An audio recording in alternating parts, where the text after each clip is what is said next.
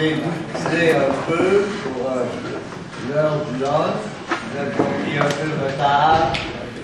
Nous n'avons pas regagné notre retard. Nous avons presque une demi-heure de retard. Et j'essaierai par conséquent d'être bref pour ma part, parce que Monsieur le ministre Benoît Pelletier, malheureusement, doit nous quitter à 3h30. Nous devrons donc nous arranger pour que le principal de l'événement se déroule avant ce moment-là, quitte à continuer quand même le débat avec la salle s'il y a lieu après son départ. La DG n'est pas là, pourquoi? Je vais vous expliquer cela. Il y a eu plusieurs modifications au programme. D'une part, Guy Rocher devait présider, animer le débat. Je ne le vois pas, je ne sais pas ce qui lui est arrivé. D'habitude, il est très fidèle. Il est membre très actif de ce mouvement, toujours très généreux de sa personne. Alors, il a dû avoir un malencontre contre-temps. Par ailleurs, c'était mon désir d'avoir à cette table un représentant de l'Action démocratique. Il est en communication avec le bureau de M. Mario Dumont, le chef de l'opposition, à plusieurs reprises, et ceux-ci m'ont affirmé que M. Dumont n'avait pas le temps, n'avait pas de disponibilité pour ce cas-là, et que personne d'autre de son parti n'en avait non plus. J'ai regretté beaucoup la chose. J'ai fait, malgré tout, des efforts pour rejoindre d'autres personnes de ce mouvement, en particulier Jean Allaire, mon ami Jean Allaire, qui avait accepté, mais qui a dû ensuite se désister pour des raisons de santé. Alors voilà, la vécu, malheureusement, n'est pas présente pour nous exposer sa politique autonomiste vis-à-vis de la question de l'avenir de la souveraineté. C'est été passionnant, bien sûr. Tôt ou tard, il faudra bien qu'il nous expose. Mais par ailleurs, je suis tout à fait heureux d'accueillir Françoise David, qui n'a pas hésité un instant et qui, malgré ses occupations, elle était hier soir à Magog, est avec nous cet après-midi. Alors, comme vous savez, Françoise préside son parti, Québec solidaire, avec Amir Kadir. Et nous sommes heureux de l'accueillir pour ce colloque. Nous avions aussi compté sur la présence de Mme Pauline Marois, chef du deuxième groupe de l'opposition, qui avait accepté de venir, et d'ailleurs quand j'ai assuré M. le ministre et Françoise au moment où je les invitais que Mme Marois avait bien accepté qu'elle serait là, ce n'était pas une invention de ma part, c'était, je vous prie de me croire, un fait. Elle était, lorsque cela s'est produit, en fait, elle était en voiture, c'était en fin août, début septembre, entre Québec et Charlevoix, et elle a accepté avec enthousiasme l'invitation. Cependant, elle a oublié de transmettre à la préposée à son agenda l'engagement qu'elle avait pris en cours de route de cette manière, et elle s'est réveillée il y a quelques jours avec donc ce conflit d'horaire. On lui avait organisé dans Charlevoix toute une série de rencontres et d'événements aujourd'hui, mais elle a eu la main heureuse de pouvoir trouver à pied levé un remplaçant en la personne du sympathique député de Mercier, et puis Daniel Turp, merci d'être là. Enfin, Monsieur le ministre Benoît Pelletier,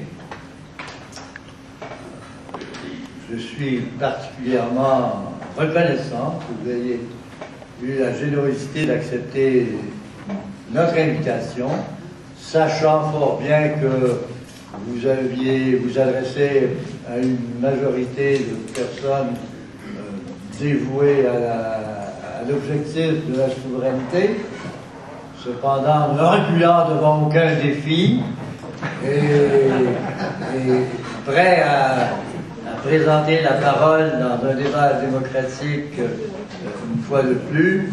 Nous sommes très heureux de vous accueillir et nous sommes très sensibles que vous ayez pris la peine de le faire.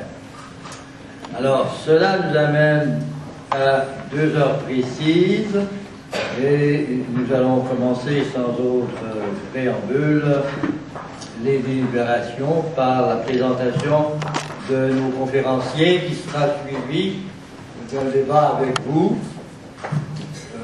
jusqu'à 3h15 pour laissant à la suite un mot de réplique à chacun des conférenciers avant 3h30 pour permettre à M. Pelletier de nous quitter. Et si Dieu a lieu, nous continuerons avec Françoise et Daniel, d'autant plus qu'à 4h, vous êtes tous invités à un vin démocratique qui aura lieu à côté, là où on a pris notre déjeuner tout à l'heure. Alors voilà, premier conférencier, Daniel Top. Merci, à toi la parole. Alors merci Monsieur Brière.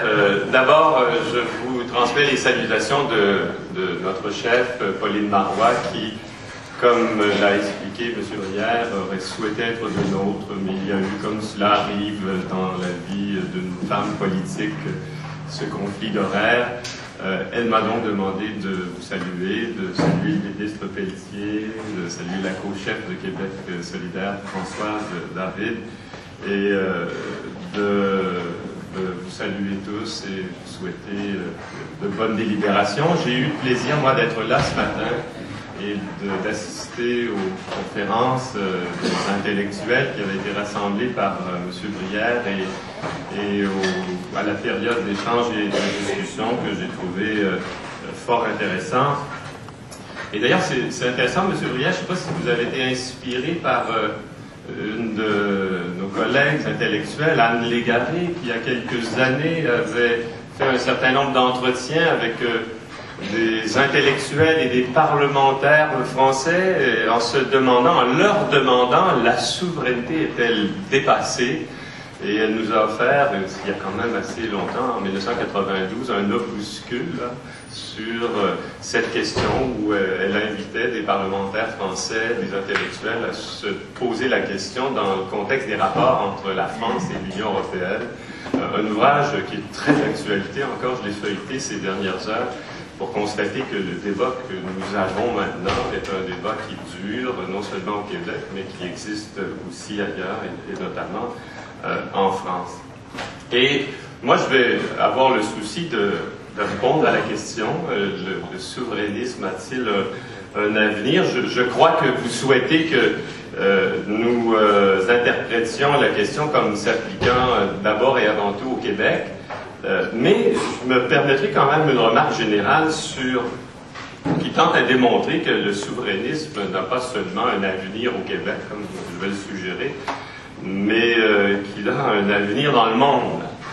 C'est jamais inintéressant de faire remarquer que la souveraineté a eu et a encore un attrait dans le monde et sans doute un avenir aussi. Vous savez que le nombre d'États souverains, ou en tout cas la progression du nombre d'États souverains, donc de nations qui ont choisi la souveraineté, est fulgurante. En 1945, le nombre total d'États souverains s'élevait à 53. Et aujourd'hui, il y en a 193. Plusieurs États souverains dont la population est comparable à celle du Québec, l'Autriche, la Suisse, le Danemark, la Finlande, la Norvège. Les nouveaux pays comme la Slovaquie et la Slovénie sont de grandes réussites au plan économique, social et culturel. Et leur indice de développement humain, parce que je pense que c'est un des indices les plus intéressants, est parmi les plus élevés au monde. Plusieurs pays ont récemment accédé à l'indépendance nationale, on pense au Monténégro, qui l'a fait d'ailleurs par la voie démocratique et référendaire, où y accéderont à court et à moyen terme.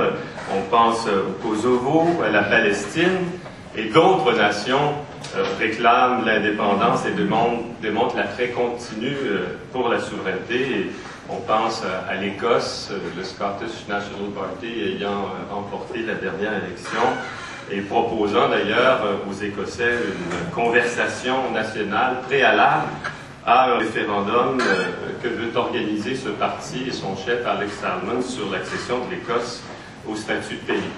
Donc, de toute évidence, le souverainisme a un avenir dans le monde, parce que dans le monde, il y a plusieurs nations qui souhaitent accéder au statut de pays, comme plusieurs d'entre nous le souhaitons pour le Québec. Mais qu'en est-il pour le Québec? Le souverainisme a-t-il un avenir au Québec? Ma réponse à cette question sera en deux temps.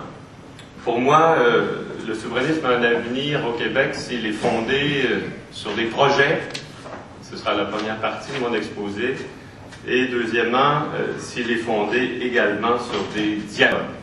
Et j'exposerai ce point de vue dans la deuxième partie de mon exposé. On a échangé sur cette question ce matin. La souveraineté devrait-elle reposer sur un projet ou des projets? Et c'est un débat qui, au sein de notre grande famille souverainiste, c'est un débat qui se poursuit, qui n'est sans doute pas réglé, parce que, comme vous l'avez vu ce matin, Éric Bédard nous le rappelait, pour beaucoup de personnes, la souveraineté est un projet. Elle est en soi un projet. Et il ne faudrait pas définir de façon plus détaillée le contenu du projet de souveraineté, du projet de pays, pour un certain nombre de raisons. Les uns prétendent que ce serait parce que l'on pourrait assister dans le processus de définition de ce projet à des divisions entre gauche, droite, entre des gens qui ont une vision du pays et certains qui ont une autre vision du pays, et que pour éviter justement que l'on soit appelé à se diviser avant de présenter un projet, soit dans le cadre d'un rendez-vous électoral ou d'un rendez-vous référendaire, que l'on ne devrait pas présenter un tel projet. Et que ce projet serait défini, débattu, lorsque le Québec aura décidé de faire la souveraineté après un référendum. Moi, je suis de l'école que la souveraineté est un projet et qu'il faut définir un projet pour préparer les gens à choisir le pays et d'avoir une idée du pays.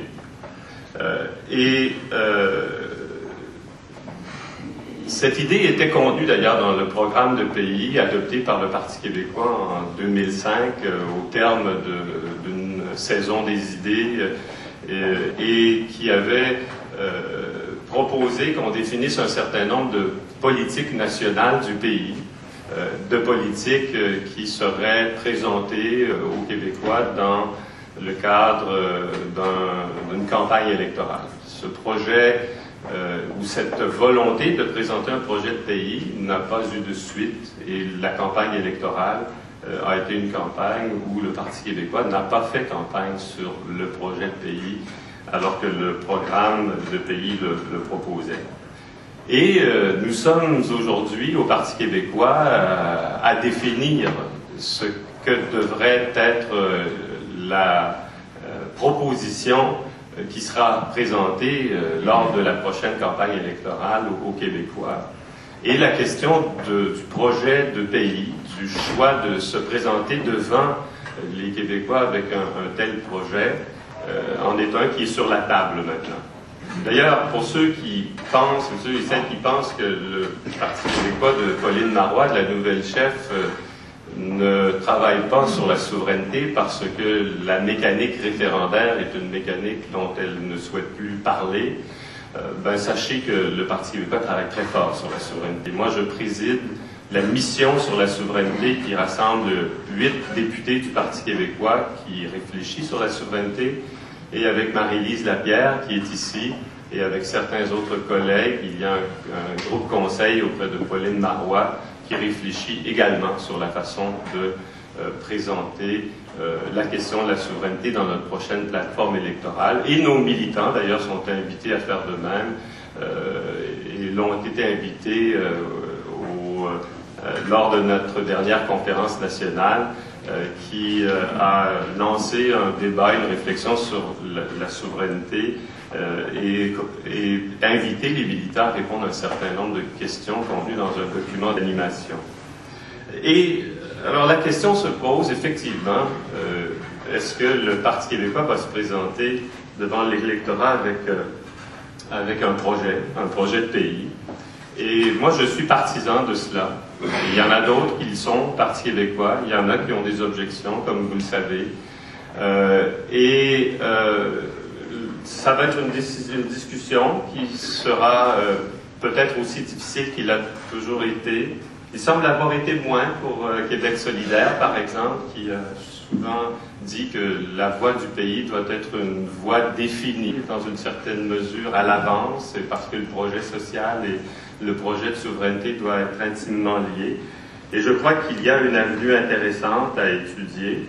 Une des questions qui m'intéresse beaucoup, vous le savez, c'est aussi de traduire le projet de pays dans un projet de constitution du Québec, de constitution non seulement interne, il y a un projet.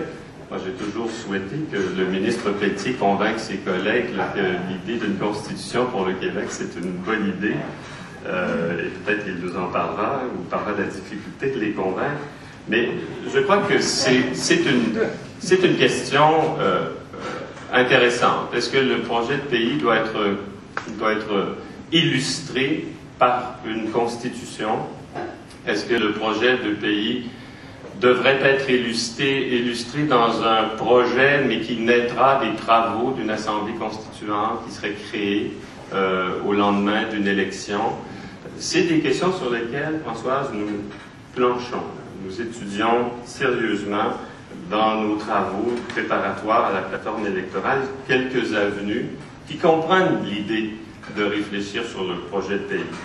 Et aux objections de ceux qui disent qu'on va se diviser, la réponse de certaines, c'est il y a peut-être des choses sur lesquelles on ne se divisera pas à gauche, à droite, parce qu'il y a des grands pans d'un projet de pays qui peuvent faire l'objet d'une adhésion large dans le milieu, dans le mouvement souverainiste, et il ne faut pas prétendre nécessairement que les gens se diviseront sur des grands éléments d'un projet de pays. Et un des arguments qui est souvent présenté, c'est qu'il y a beaucoup de Québécois et de Québécoises, et notamment des jeunes, qui disent, écoutez, nous, on est pour ce pays, on veut ce pays, mais on veut en connaître les idées maîtresses. On veut pas qu'il soit défini pour toujours et sans donner de place aux générations futures. Éric Bédard, ce matin, quand il parlait du projet, parlait du danger que l'on puisse définir pour l'éternité un projet de pays, ne pas donner place aux générations futures dans la définition du projet de pays. Mais il y a des gens dans le milieu, des jeunes en particulier, qui souhaitent que l'on donne une idée du projet de pays, soit avant une élection, soit avant un référendum, et je pense que c'est une voie à explorer. Et moi, dans les voies à explorer, il faut aussi, je crois, sérieusement penser à définir un projet de pays autour, non pas seulement du projet pour la nation québécoise dans toutes ses dimensions identitaires, culturelles, sociales et économiques, mais aussi le projet pour le monde. Que serait le Québec et le pays du Québec dans le monde? Et je crois que là, le Parti québécois a beaucoup de devoirs à faire. Le Bloc québécois a fait très bien ses devoirs lorsqu'il s'agit de définir le projet du pays du Québec dans son rapport au monde. Il a publié, comme vous le savez sans doute, un document majeur qui s'intitule « Imaginer le Québec » et qui comprenait des idées très intéressantes pour ce que serait le Québec dans son rapport au monde.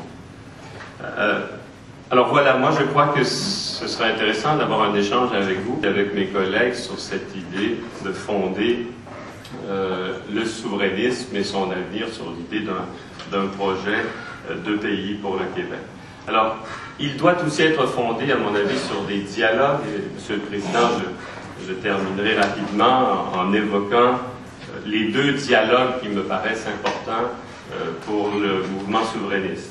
Il y a d'abord le dialogue entre les souverainistes. On faisait remarquer, vous l'avez sans doute lu comme moi ce matin, dans la presse, on a parlé des 10 groupes qui font un combat dans la grande famille souverainiste, 2 partis politiques, des partis politiques nouveaux, comme le Parti de la République du Québec, d'autres en instance de création, des conseils de la souveraineté, des MNQ. Il y a maintenant une constellation de groupes qui favorisent la création d'un pays pour le Québec, et je crois qu'ils doivent entrer en dialogue. Et je ne suis pas de ceux qui prétendent que le Parti québécois doit avoir le monopole. Il y en a qui craignent le monopole. D'ailleurs, je pense qu'il n'a jamais existé, ce monopole. Il existe même moins qu'on le prétendait avec l'existence du Bloc et de Québec solidaire. Mais je crois qu'il est temps. Il est temps qu'il y ait un véritable dialogue avec cette diversité de groupes qu'on doit respecter, qu'on doit même apprécier. Mais le combat est en commun, l'objectif est en commun. Il faut, à mon avis, qu'un dialogue naisse entre ces groupes-là avant la prochaine élection. Il y en a qui ont suggéré que l'on fasse des États généraux. Je pense que c'est une voie à explorer. Il y a, comme en Écosse, par exemple, l'idée d'un rassemblement des forces indépendantistes écossaises et un dialogue qui a lieu d'ailleurs en Écosse entre ces partis. Et je crois que ce dialogue est essentiel à ce moment-ci de l'histoire du mouvement souverainiste, parce que je crois que pour réussir et pour que le souverainisme ait un avenir, il faut que tous les groupes souverainistes entrent dans un dialogue. Et il y a aussi le dialogue avec les citoyens. Parce que moi, je crois aussi que le projet de pays, il ne doit pas échapper au dialogue avec les citoyens. Le projet de pays et l'idée de faire la souveraineté pour le Québec, ce sera un projet qui réussira si les citoyens sont partie prenante au débat.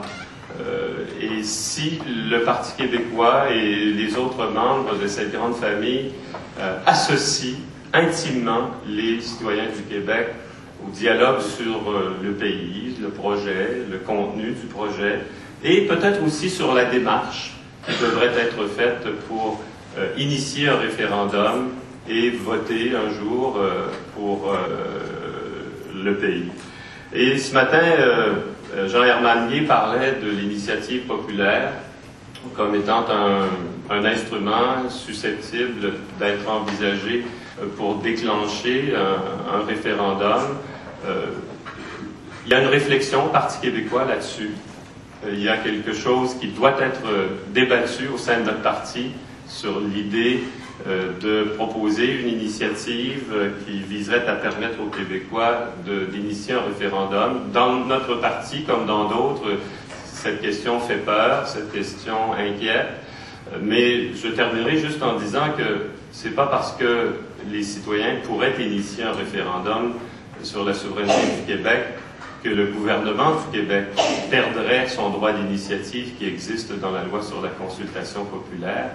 Mais il se pourrait, comme on le suggérait, que les citoyens veuillent initier un référendum sur la souveraineté parce qu'ils auront décidé que la souveraineté, c'est un projet qu'ils veulent et sur lequel ils veulent voter. Alors voilà, je vous rassure en vous disant que le Parti québécois travaille très fort sur ce qu'il veut proposer aux Québécois lors de la prochaine campagne électorale s'agissant de la question de la souveraineté et du pays du Québec. Merci.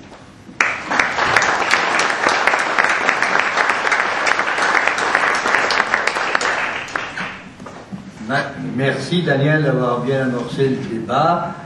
Et c'est maintenant au tour de François David de nous amener dans les profondeurs et les sommets le Québec solidaire. Grand contrat. Bonjour. Une fois n'est pas coutume, en fait, il est vraiment rarissime que j'écrive un texte, mais cette fois-ci, je l'ai fait parce que M. Brière, dans le fond, nous avait dit que peut-être une maison d'édition publierait des textes qui seraient ceux qui seraient livrés aujourd'hui. Bon, tant qu'elle l'écrira vrai, aussi bien l'écrire avant. Alors, c'est fait, ça va peut-être me permettre de respecter mon 15 minutes. Donc, j'écoute Pierre Lapointe ces temps-ci, vous le connaissez, et j'aime particulièrement une chanson qui s'appelle « Deux par deux rassemblés ». Dans cette chanson, on dit ceci, je ne la chanterai pas. « Une fois deux par deux rassemblés, nous partirons le poing levé. Jamais la peur d'être blessés n'empêchera nos cœurs de crier. Non, ce n'est sûrement pas de briller qui nous empêchera de tomber. Ce n'est sûrement pas de tomber qui nous empêchera de rêver. » Je ne vais pas faire dire à Lapointe ce qu'il ne voudrait pas dire, évidemment, mais ces mots-là expriment pour moi le projet souverainiste aujourd'hui. La souveraineté, si on veut qu'elle se réalise, il faut y croire et y travailler maintenant. Même si elle est à 40% dans les sondages. Même si une bonne partie de la population n'a pas tellement envie d'en reparler, d'être divisée sur ce sujet. Même si plusieurs croient désormais bien à tort qu'il n'y a plus de frontières entre les pays et donc que la souveraineté s'est dépassée. Même si une partie trop importante de nos concitoyens songe à voter pour les conservateurs aux prochaines élections fédérales. Mais y croire, pourquoi? Les souverainistes l'ont souvent dit, pour que le peuple québécois décide lui-même complètement de l'avenir du Québec. Pour protéger et développer le fait français en Amérique. Pour éviter les dédoublements inutiles avec Ottawa, les disputes stériles, les négociations interminables. Pour décider nous-mêmes de nos objectifs et de nos stratégies en matière de commerce et de relations internationales, pour que les nouveaux arrivants sachent clairement où ils mettent les pieds, pour ne pas être soumis à des décisions fédérales que nous désapprouvons, la guerre en Afghanistan, le retrait canadien de Kyoto, la répression accrue de la délinquance, les certificats de sécurité, etc. Bref, il y a vraiment beaucoup de bonnes raisons, il y en a certainement d'autres, pour désirer se donner un pays. Mais pour Québec solidaire, il y a une autre raison importante. Nous voulons un pays parce que nous voulons nous donner les moyens de vivre dans une société plus juste, plus égalitaire, plus écologiste, pacifiste, altermondialiste. Ce ne sont pas que des mots. Le Québec est aujourd'hui et plus que jamais à la croisée des chemins. Des forces inégales s'opposent vigoureusement. D'un côté du ring, ceux, rarement celles, qui dirigent, gouvernent, décident, choisissent, organisent une société de plus en plus inégalitaire. Une société où sont valorisées la compétition débridée, l'individualisme, la course au profit, y compris par des guerres, un développement qui fait fi de l'environnement, la surconsommation, l'endettement individuel sans limite et un État minimal qui se prive lui-même des moyens d'agir en baissant les impôts à répétition. Et tout ça, ça donne quoi? Eh bien, ça donne des promoteurs aux portes de Montréal qui rêvent de transformer l'île Charon en complexe immobilier de luxe. Une autoroute 25 dont les Montréalais ne veulent pas, mais qui leur est imposée par décret gouvernemental. 2 ports méthaniers, alors que le Québec a ce qu'il faut pour développer des énergies vertes. Une guerre en Afghanistan, rejetée par la population québécoise, mais où meurent quand même de jeunes soldats québécois.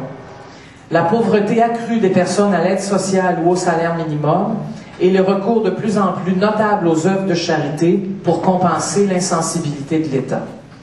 Des milieux de travail où l'on parle anglais parce que voulez-vous, mondialisation oblige.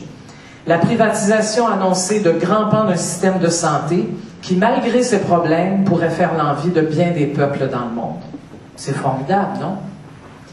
De l'autre côté du ring, on retrouve celles et ceux qui se sentent comme des grappes de saumon en train de travailler fort pour remonter le courant d'une rivière.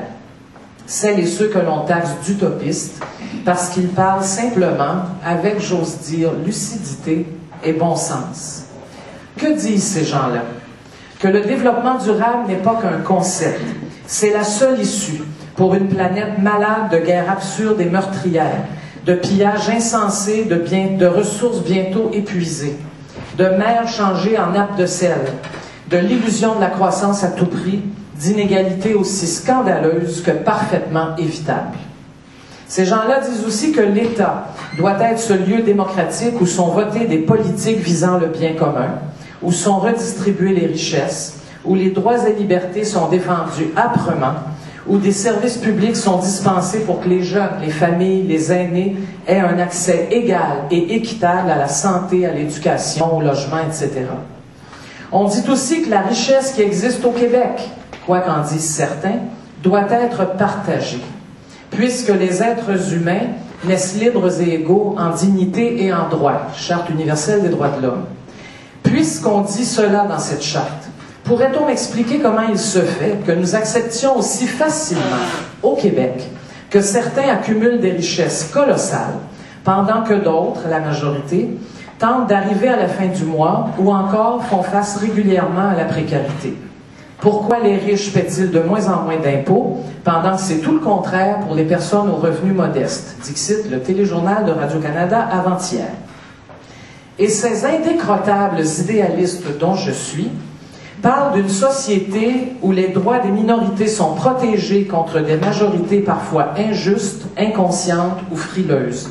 Ces temps-ci, il faut rappeler, je pense, ce devoir de l'État et de toute la société. Québec solidaire est donc souverainiste. Souverainiste parce que nous avons besoin d'un pays pour réaliser nos objectifs dans toute leur complexité.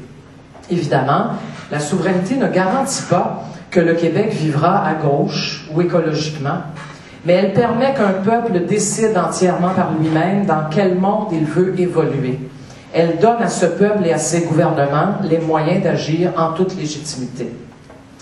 Comment y arriver dans un contexte où de larges pans de la population, y compris chez les francophones, hésitent à se relancer dans le débat référendaire? Eh bien, d'abord, en décidant qu'il nous faut reprendre la discussion avec nos concitoyennes et nos concitoyens sur l'avenir du Québec. Pas dans 5 ou 10 ans, mais maintenant, sans nous égarer dans des chemins de traverse comme une loi sur l'identité québécoise. La souveraineté, parlons-en clairement et franchement. Il faut reprendre la discussion non seulement sur le projet de pays, mais sur les valeurs associées à ce projet. Car à quoi bon un pays où nous sommes les porteurs de gaz des autres?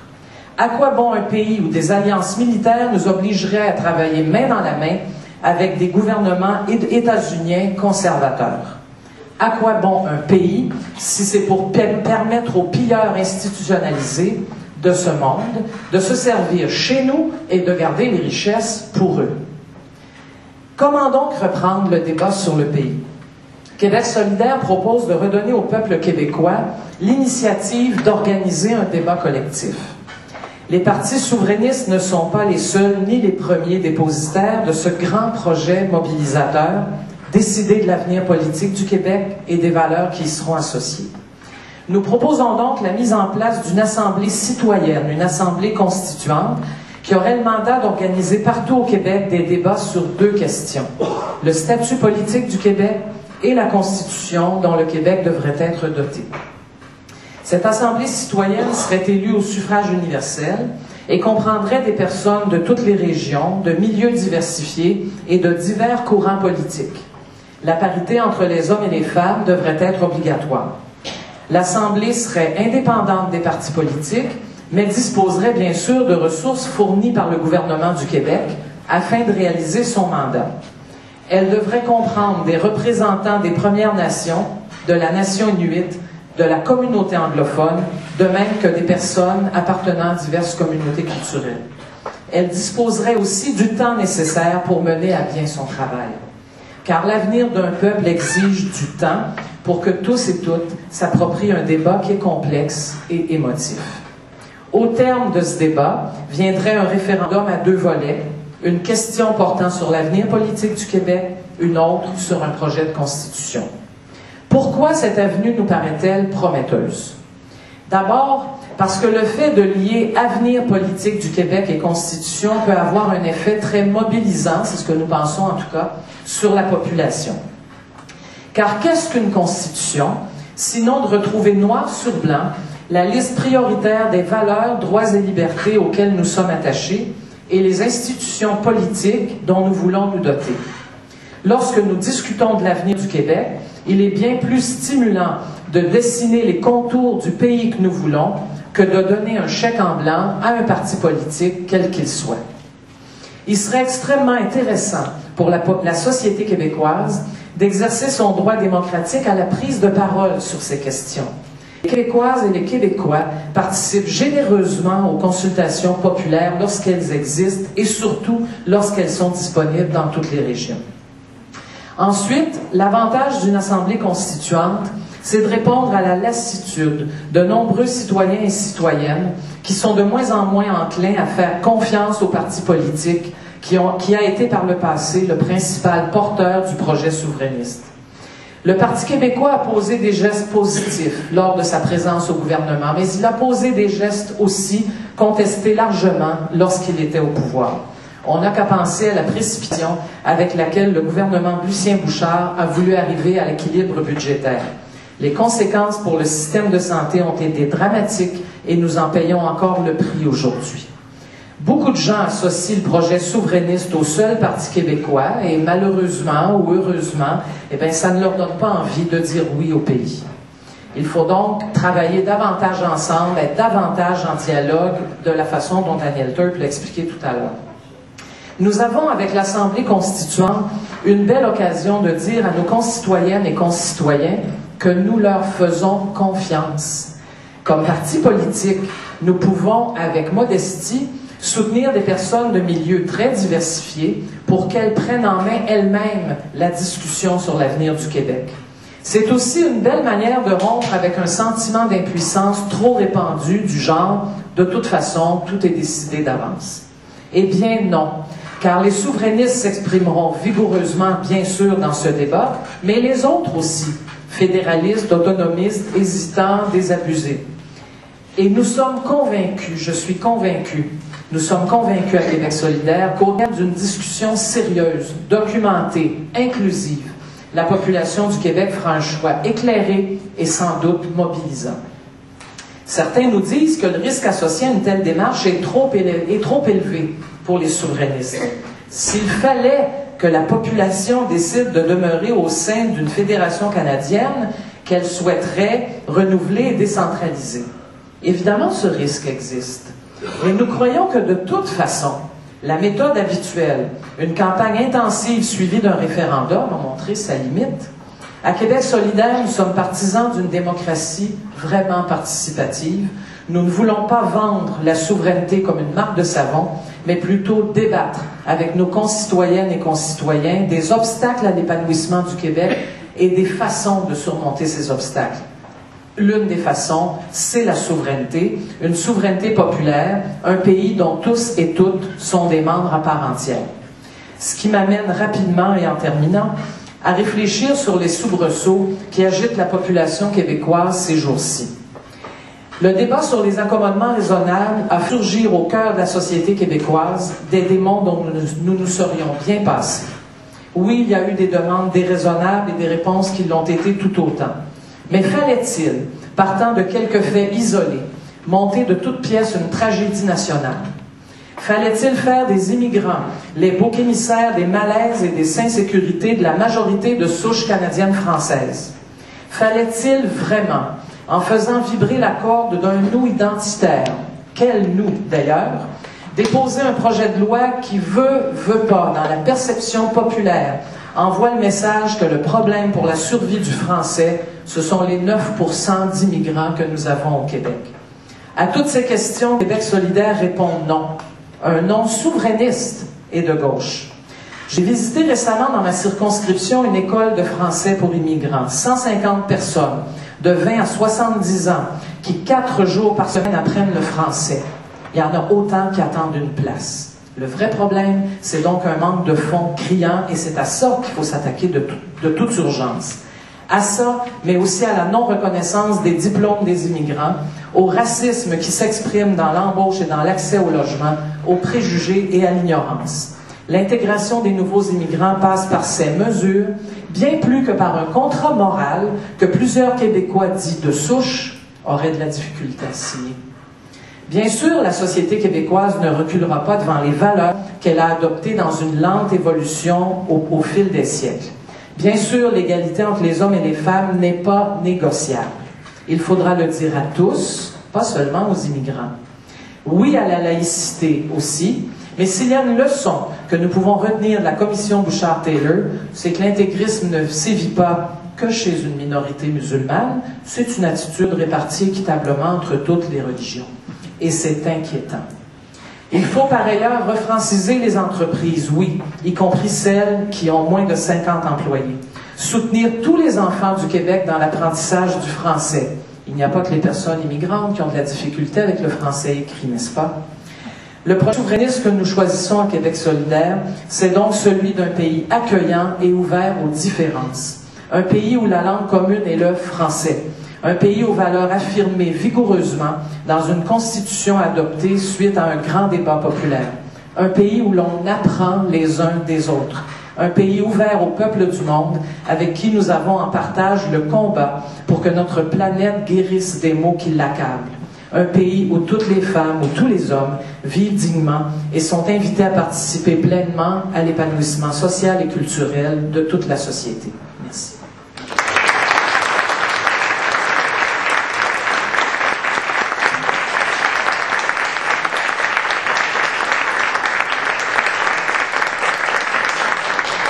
Merci infiniment, Françoise David. Et maintenant, Monsieur le ministre Benoît Pelletier, député de Sherbrooke.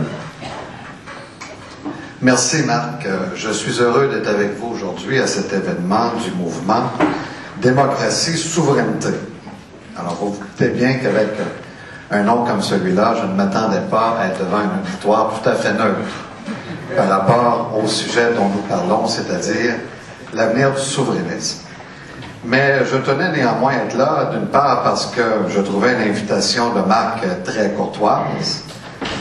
Et d'ailleurs, tout à l'heure, Marc procédera au lancement d'un livre, ses mémoires, si je comprends bien. Je ne pourrai pas participer à ce lancement, mais je te félicite pour la publication de ce livre. Et en fait, son invitation était tellement courtoise que j'ai le goût de te retourner l'invitation et de t'inviter au prochain Conseil général du Parti libéral du Québec. Ce serait un retour aux sources, effectivement. Et d'autre part, je suis ici parce que je crois beaucoup dans la valeur du débat, dans la valeur du débat démocratique. Je déplore d'ailleurs que malheureusement, les fédéralistes sont trop absents du débat social au Québec. Et je pense que l'un des défis que devront relever les fédéralistes au cours des prochains mois et des premières années, ce sera justement de participer pleinement, dis-je, au débat démocratique, à ce débat public, à ce débat qui porte sur l'avenir du Québec. D'y participer pleinement. Et d'y participer en émettant leurs idées et en ayant le sentiment qu'en se faisant, ils aident et contribuent, si je peux dire, à l'avancement de la société québécoise. En ce qui me concerne, j'aimerais l'établir d'emblée. Je crois profondément dans le libre choix des Québécois. La prémisse de mon action politique et de mon engagement politique, c'est le droit des Québécois de choisir leur avenir. Et j'ai toujours estimé que pour que les Québécois puissent choisir leur avenir, c'est-à-dire faire un choix, encore faut-il qu'ils aient devant eux un certain nombre d'options. Je ne suis donc pas ici pour dire que le souverainisme n'a pas d'avenir. Je suis tout simplement ici pour dire que le souverainisme ou la souveraineté n'est pas mon choix politique. Et évidemment, moi, j'ai choisi le fédéralisme canadien. C'est la démarche politique avec laquelle, personnellement, je suis le plus à l'aise, comme d'ailleurs, je dois dire, un bon nombre de Québécois.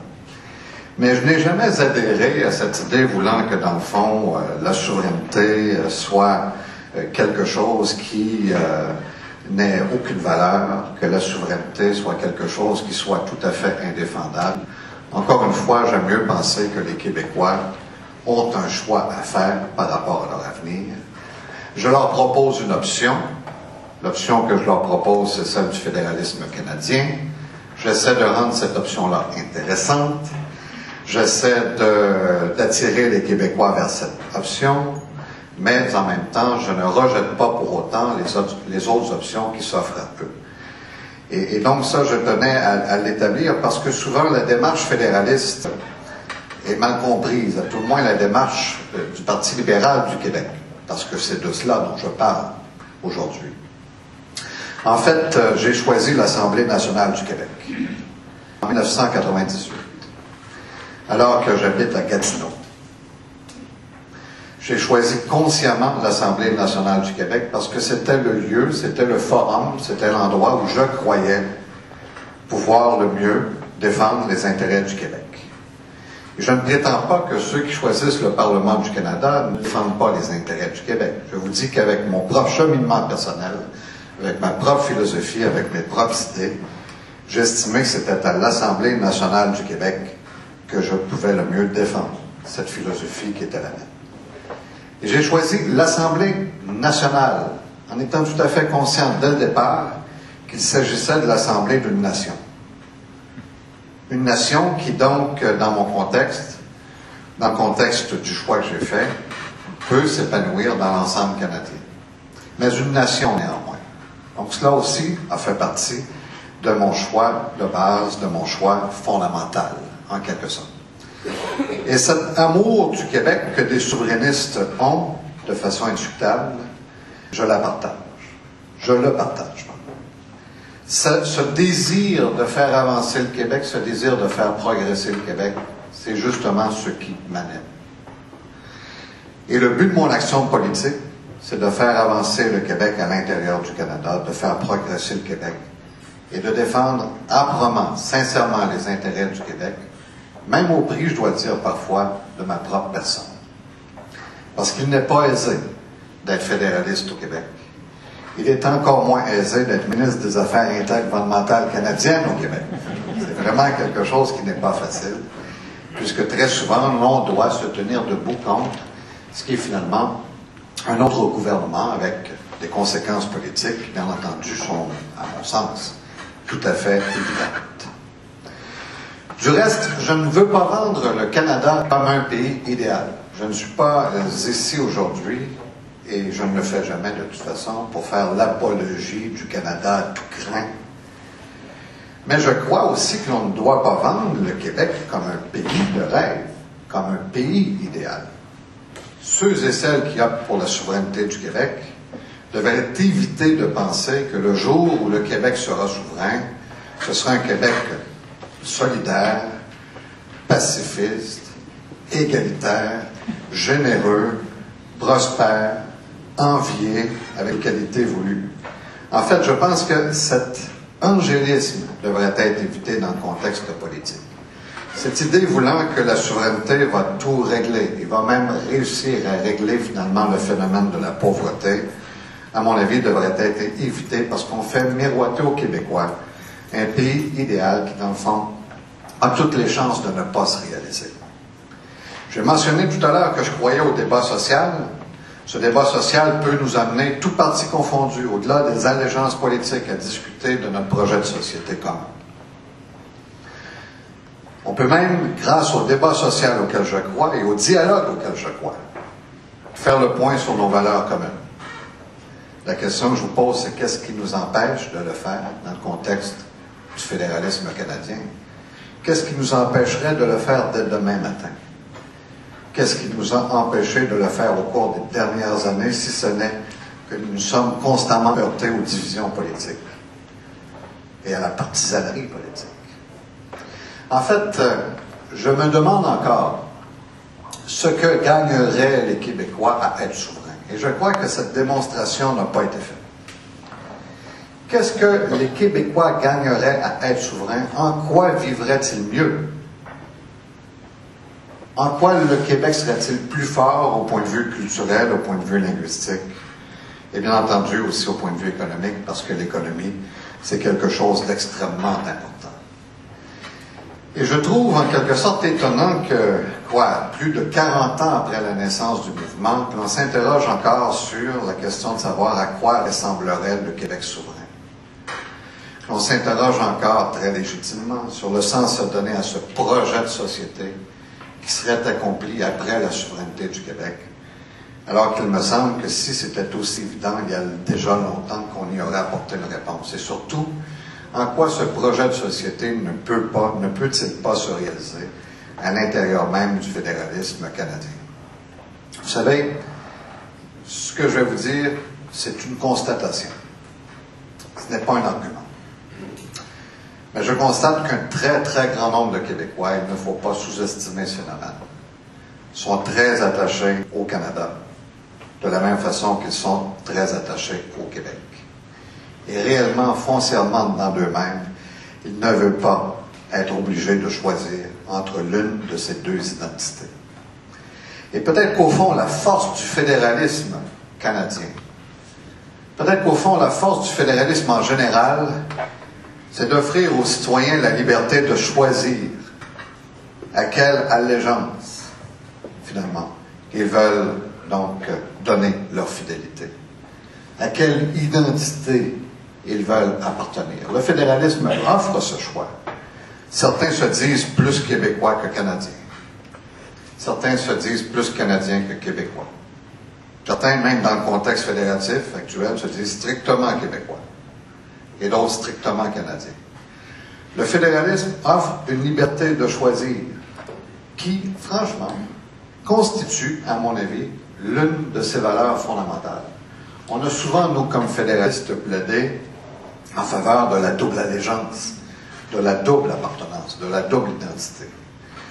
Mais dans le fond, il est peut-être temps de présenter le fédéralisme comme aussi étant source de liberté, celle justement, comme je vous le disais, de choisir son allégeance, celle finalement de choisir sa propre identité. Et je terminerai en vous disant ceci. Ce Québec que j'aime, c'est un Québec qui est épanoui. Et je crois que le Québec est épanoui aujourd'hui, culturellement, linguistiquement. C'est un Québec émancipé.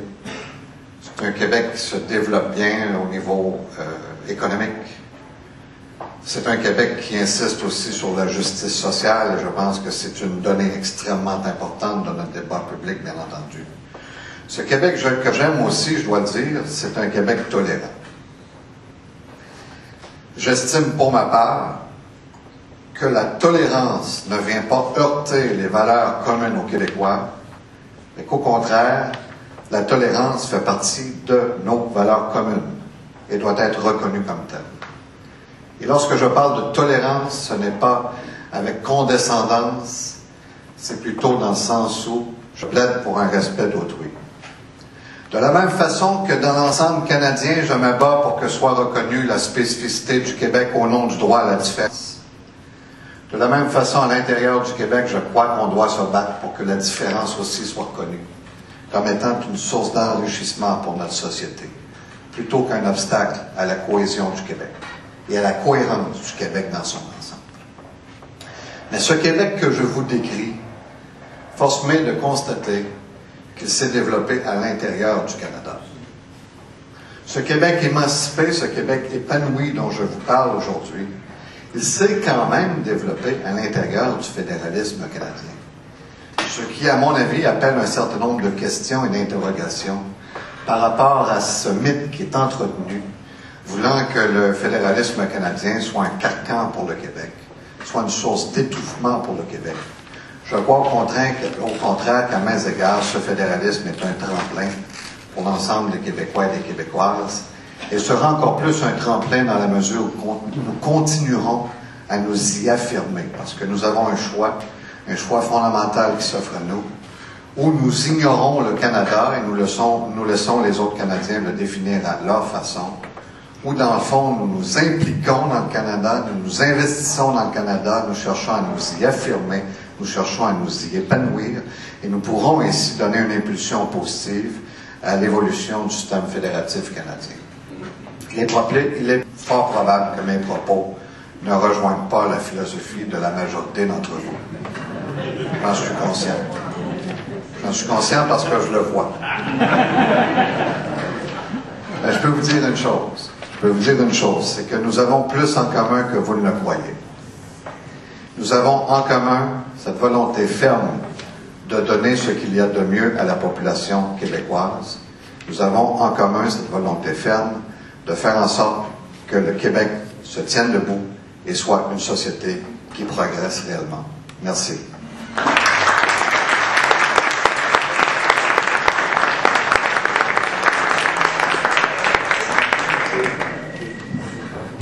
Merci Benoît.